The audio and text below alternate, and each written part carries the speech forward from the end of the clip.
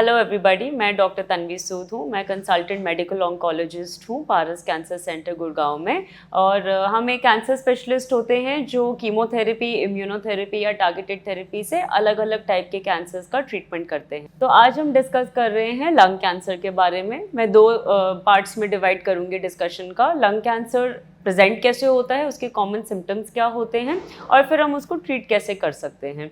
तो lung cancer, जो फेफड़ों का कैंसर कहा जाता है, हाई रिस्क पेशेंट्स होते हैं जिनमें स्मोकिंग की स्ट्रॉन्ग हिस्ट्री होती है, ज़्यादातर इनमें पाया जाता है।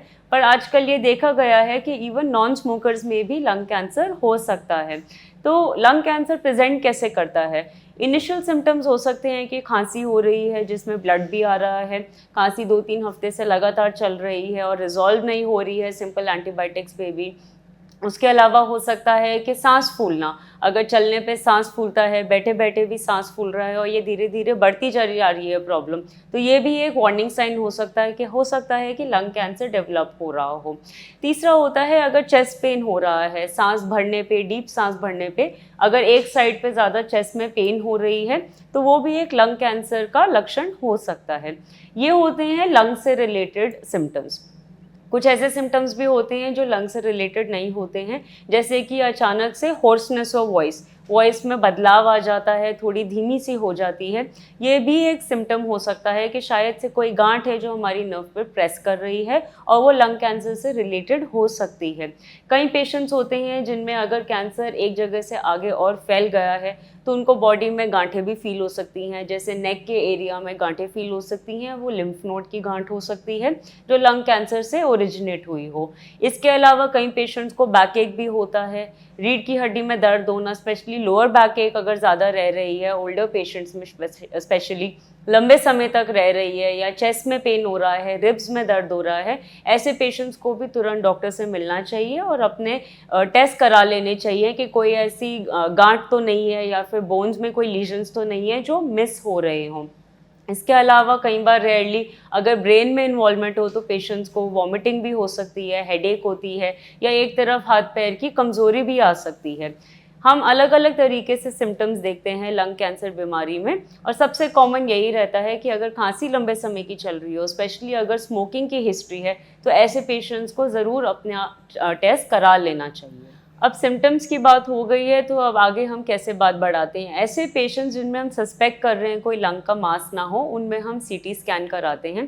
ये एक सिंपल स्कैन होता है चेस्ट एरिया का, ताकि उसमें हमें पता चल सके कि कोई मास तो नहीं है, वो मास के अलावा कहीं लिम्फ नोड्स तो नहीं एनलार्ज्ड है। कोई भी ऐसे सस्पिशियस अगर हमें लीजन लगता है तो हमें एक दूसरी आगे मोडालिटी होती है पेट सीटी स्कैन, जिससे हमें पूरी बॉडी की इन्फॉर्मेशन मिल जाती है कि ऐसी गांठें और बॉडी के किसी हिस्से में तो नहीं है। कहीं भी अगर हमें सस्पिशियस लीजन मिलता है तो डायग्नोसिस कंफर्म करने के लिए हमें बायोप्सी करनी होती है। बायोप्सी एक सिंपल नीडल टेस्ट होता है। पेट सीटी के द्वारा हमें हेल्प मिल जाती है कि अगर लिम्फ नोड्स में कहीं पे, मान लीजिए लिम्फ नोड्स में स्वेलिंग है, तो हम वहाँ से नीडल टेस्ट इजीली कर सकते हैं। नहीं तो जिन पेशेंट्स में सिर्फ लंग में मास होता है या फिर मीडियास्टिनम के लिम्फ नोड्स में इन्वॉल्वमेंट होती है, तो उनमें हम सीटी गाइडेड बायोप्सी नहीं तो ब्रोंकोस्कोपी के द्वारा नीडल टेस्ट कर सकते हैं। तो आफ्टर दीज टेस्ट जब हमें बायोप्सी का टुकड़ा मिल जाता है, उस पर हम कंफर्मेशन ढूंढते हैं कि कैंसर है या नहीं है। तो आज की डेट में स्टेजिंग हमें पेट सीटी से मिल जाती है। स्टेज 1, 2, 3, 4 होता है।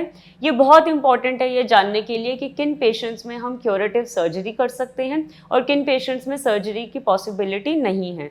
तो स्टेज 1 और 2 पेशेंट्स में सर्जरी ऑफर की जा सकती है। स्टेज 3 पेशेंट्स में कीमो और रेडिएशन की ज़रूरत पड़ती है, और स्टेज 4 पेशेंट्स जो होते हैं उनमें हम स्पेशल मॉलिक्यूलर टेस्ट करते हैं।